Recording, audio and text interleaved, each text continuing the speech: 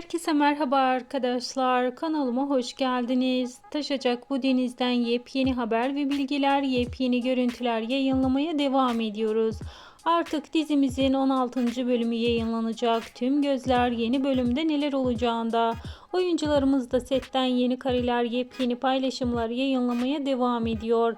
Taşacak bu denizin yıldızları Deniz Baysal, Ulaş Tuna Aztepe setten samimi görüntülerini hayranları için paylaştılar. Setin güzeli Avva Yaman da herkes tarafından ilgi topluyor ve herkes yeni karelerini, kamera arkası paylaşımlarını sık sık görmek istiyor.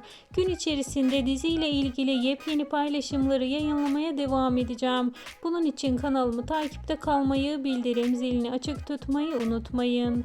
Bir sonraki videolarımızda görüşmek üzere. Hoşça kalın.